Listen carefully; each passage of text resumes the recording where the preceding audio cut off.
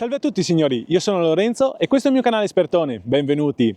Bene, oggi voglio parlarvi di Renault Clio. Ho già fatto una recensione della Clio E-Tech, il modello nuovo, quello già con il restyling. Questo è il modello un po' prima, ha un anno di vita, 8 mesi circa e 30.000 km. Perché voglio riportarvi la Clio? Perché questa Clio qua, come avete visto dal titolo, è un 1500 DCI, quindi un turbo diesel, sì, torna il turbo diesel, 100 cavalli. È un motore che conosco benissimo perché io l'ho avuto su due Scenic, di cui uno col cambio automatico, l'altro nella vecchia Grand Scenic, ed era un motore veramente favoloso. Adesso lo immagino dentro su quest'auto che è più piccola, più leggera, più compatta, quindi abbiamo dei consumi veramente molto bassi. Infatti questa è l'auto aziendale. Come sapete, per chi mi segue, ho cambiato lavoro, non lavoro più dentro su un negozio, ma ad oggi lavoro per FC, che è un'azienda di termoidraulica. Vi lascio in caso il link in descrizione se volete andare a vedere cosa facciamo, cosa non facciamo. Sono stato assunto come commerciale, quindi devo girare il Veneto e il Friuli appunto per fare i commerciali.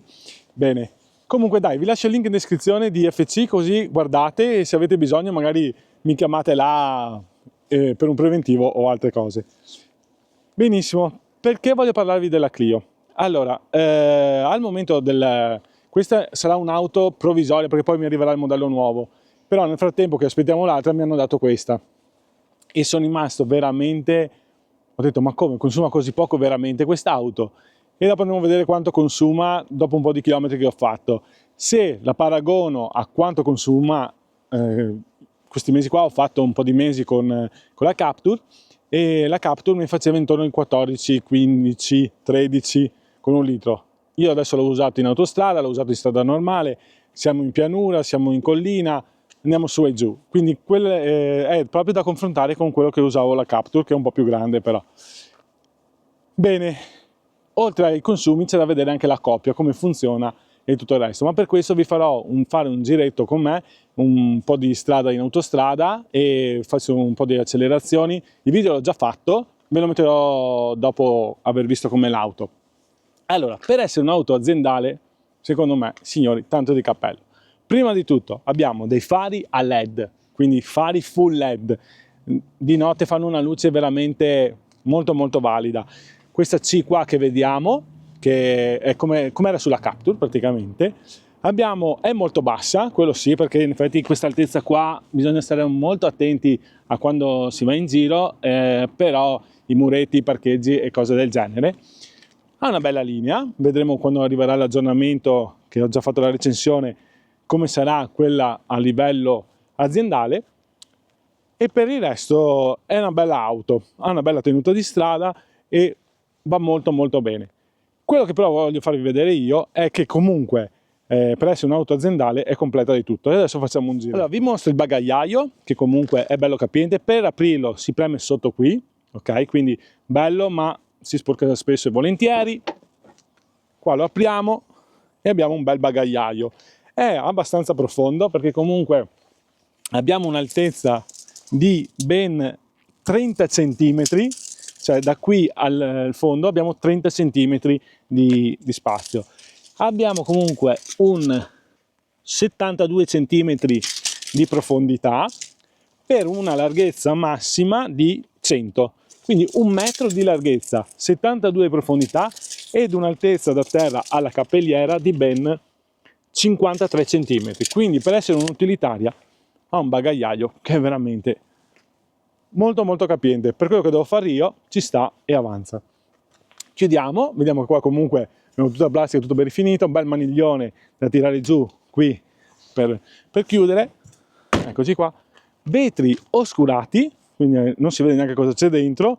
Bene per chi porta, se abbiamo delle borse, cose del genere, non si vede cosa c'è dentro. Antennina Shark nera. Poi abbiamo qui fari tutti a LED, come vedete, e un bel scaricone qui del turbo diesel. Bene, adesso vi faccio fare un giro attorno e poi vediamo com'è dentro. Beh, eccola qui, comunque la conoscete benissimo la Clio, ormai ci sono tantissime recensioni in giro. Qua era proprio per portarvi il turbo diesel, per vedere come va e come non va. Dietro abbiamo comunque i freni a tamburo, abbiamo dei bei cerchi in lega, comunque abbiamo una ruota che è un 195/55 il raggio R16, ok? Le cromature che vedete nei fianchi, adesso è un po' sporchina, ma è l'auto che uso tutti i giorni. Anche gli specchietti sono neri. Qui abbiamo indicatori di direzione, come vedete, eccola qua. E poi questa è la Clio, vista dal basso, eccoci qua, e poi la vediamo dall'alto così. No, è un'auto per essere un'utilitaria molto molto interessante. Quello che adesso voglio farvi vedere io sono gli interni. Comunque, abbiamo Android Auto, come vedete, che è già aperto wireless, quindi senza collegare nessun cavo. Io adesso il telefono ce l'ho in tasca e come vedete sta funzionando. Qui abbiamo una porta comunque stracroccante, tutto croccante. Qui invece abbiamo dove appoggiamo il braccio, tutto in pelle, 4 vetri elettrici, specchietti elettrici reclinabili e anche il blocco per sicurezza. Qua abbiamo la nostra maniglia cromata ed eccoci qua.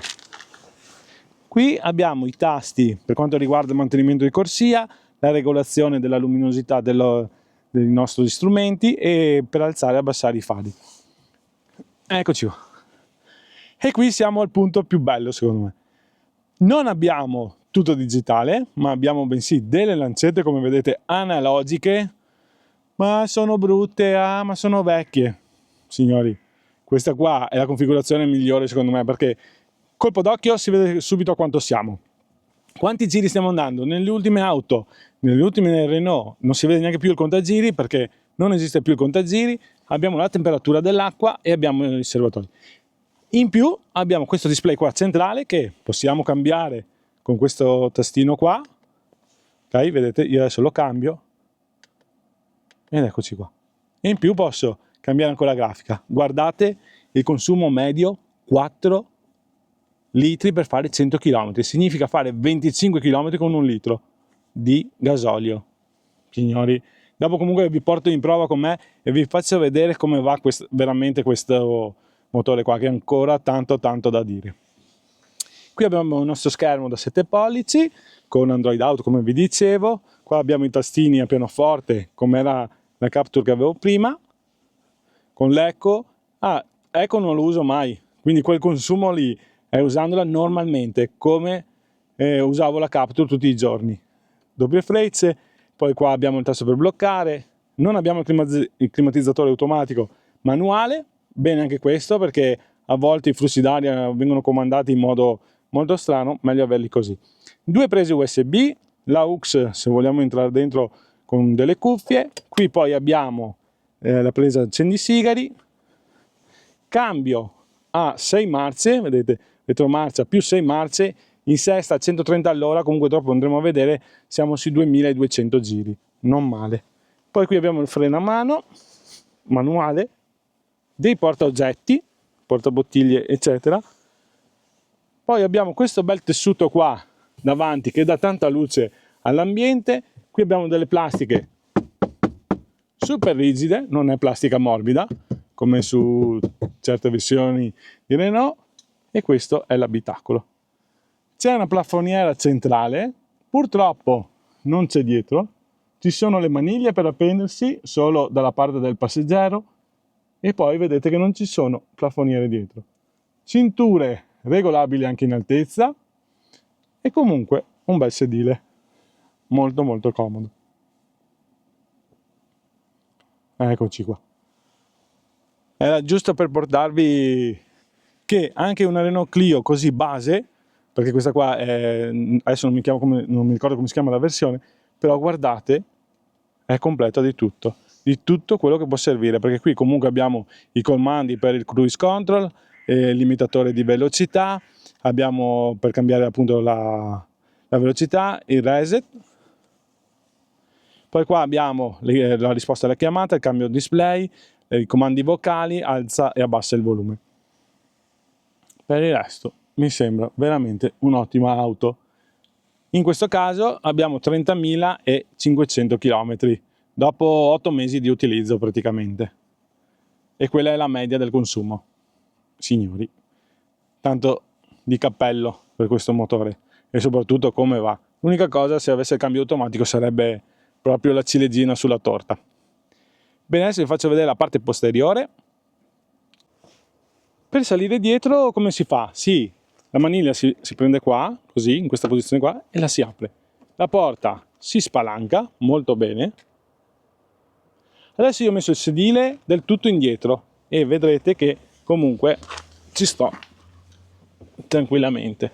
Adesso io mi giro la telecamera, eccoci qua. Allora io sono 1,80 m, di spazio ne ho ancora qua sugli occhiali e ancora ne ho di spazio, non ho le maniglie per scendere, ok? Però come posto per le gambe, adesso qua il sedile è proprio indietro del tutto. Se mi siedo dall'altra parte dove è regolato sulla mia altezza, comunque ci sto. Era giusto per tirarlo proprio indietro del tutto. Mi metto con le gambe aperte così e ci sto. Comunque è sempre un segmento B, non possiamo pretendere una misura. Qua poi abbiamo i poggiatesta che sono regolabili in altezza e un viaggetto qua lo si può fare molto molto tranquillamente. Anche dietro tutte plastiche croccantissime, neanche dove ci si appoggia il braccio è tutto in plastica, che è rigido, non ci sono dei scricchioli, ma è molto facile da pulire. Vi faccio vedere da dietro come si vede la plancia, come è fatta. Torno a ripetere, questa è la versione base, quindi non ha optional, che possiamo dire oh, ma è rifinita così perché... No, questa è la versione base. Clima manuale, cambio manuale, le lancette sono ancora analogiche, che secondo me resta una delle migliori soluzioni. Scusate, ma è come dire uno smartwatch e un orologio con le lancette. Sì, bello, wow, puoi cambiare il display quando vuoi, ma alla fine per l'utilizzo normale secondo me resta sempre meglio l'analogico. Bene, quindi adesso che cosa facciamo? Vi porto con me un po' in autostrada, vi faccio vedere come va questo motore, che è diciamo la base di questo video, perché voglio mostrare ancora che il diesel ha tanto da dire. Io mi chiedo solamente se questo motore avesse anche la batteria ed essere un ibrido, dove potremmo arrivare, perché secondo me potremmo arrivare tranquillamente ai 30 km con un litro. Vedete che mentre sto usando anche a 130, se tenessi sempre quella media lì, siamo intorno ai 3,4 per 100 km, significa quasi un 28-29 con un litro. Non male, signori, questo motore, torno a ripetere, peccato, speriamo che ci ripensino a toglierlo. Quando quando mi è andato l'auto, avevamo valutato anche un'auto elettrica e il titolare mi fa: Lorenzo, con tutti i chilometri che fai, come facciamo? Ancora non ci credo all'auto elettrica, e la scelta del diesel è veramente molto molto bassa al giorno d'oggi, perché c'è il Renault che ce l'ha con questo 1500, c'erano delle Opel Astra se non sbaglio per restare su quella categoria là, ma poi sta sparendo, sono tutti motori ibridi o motori elettrici. E per chi fa tanta strada, vi dico, io faccio intorno ai 3500 km al mese, mi ha detto vedi te se stai lì a ricaricarla, se io sono per l'auto elettrica e ce l'ho a casa e la uso ma faccio pochi chilometri. In questo caso qua saper che metto dentro faccio il pieno e con quest'auto ho quasi a 1000 km di autonomia, beh, è tanta roba.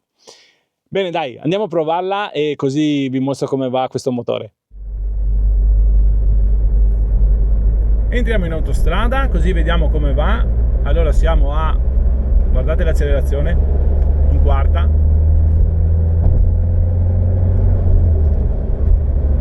Quinta.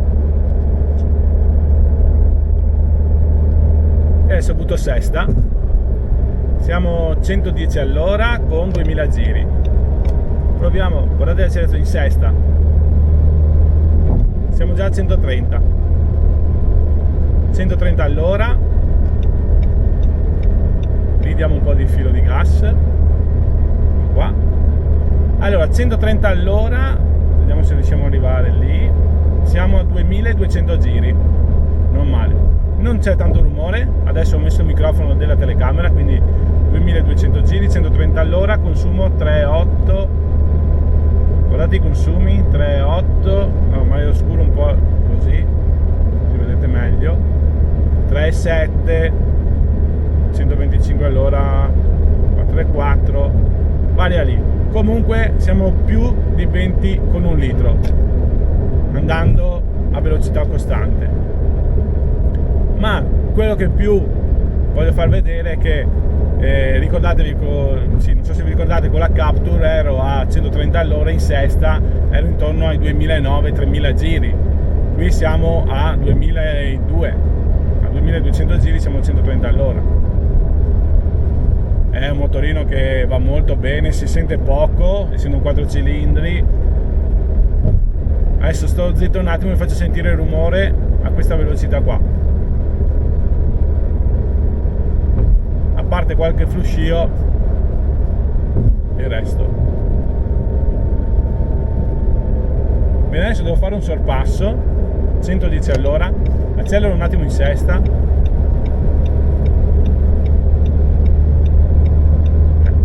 Una bella coppia, bel motorino questo qua, 100 cavalli, però si sentono tutti. C'è un po' di riflesso del sole, ma non riesco a chiuderlo. Per fortuna c'è il sole. Bene, adesso qui vedete anche a 110 all'ora siamo a 2000 giri, consumi fermi sempre sotto più di 20 con un litro, perché siamo a 4,7. Adesso superiamo un po' di camion e bisogna stare attenti, perché basta un filo di gas che già arriviamo al limite di 130. Vedete che c'è per quanto riguarda la lettura dei segnali stradali, abbiamo questa grafica qua con i consumi, il percorso, la pressione pneumatici, ecco, oppure conta chilometri così digitale. Oppure possiamo cambiare schermata. A me piace tantissimo quello digitale, scusate, mi piace di più la grafica così com'è, con l'analogico, che si capisce con un colpo d'occhio, so già dove sono. Abbiamo la radio, qui abbiamo il navigatore, qui abbiamo appunto tutti i consumi, qua abbiamo il gioco della coppia, come vedete se io accelero, vedete la coppia come va su subito, e la potenza dei cavalli. Poi abbiamo il consumo medio, quindi 25 con un litro di gasolio, facendo autostrada, strada normale e tutto quanto. Qui abbiamo l'econometro e adesso torniamo nella nostra grafica, così mettiamo i consumi diretti, pressione pneumatici, velocità, guardate. Adesso io sono a 90 all'ora, scalo quinta, accelero ed è fluidissimo, va su come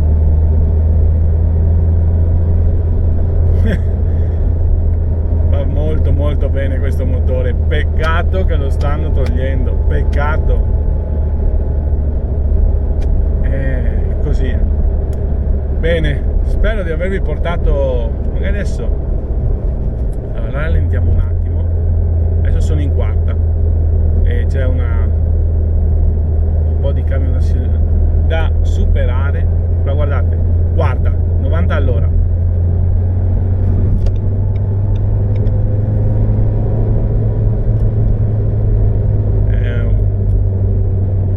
Tanto di cappello a questo motore, molto molto bene, soprattutto nella Clio che è leggera e le prestazioni si vedono e si sentono. Ecco, sono già a 130, tutto sesta e via.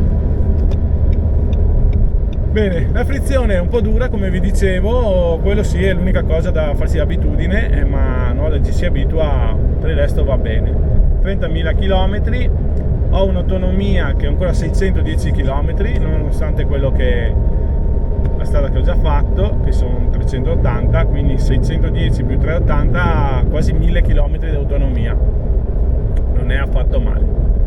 Bene signori, andiamo al campo base e facciamo le conclusioni. E allora, cosa ne pensate di questo motore? Ha ancora tanto da dire? Secondo me sì, perché va veramente bene, ha una coppia, un'erogazione, è bello da guidare, se avesse cambio automatico sarebbe proprio il top del top.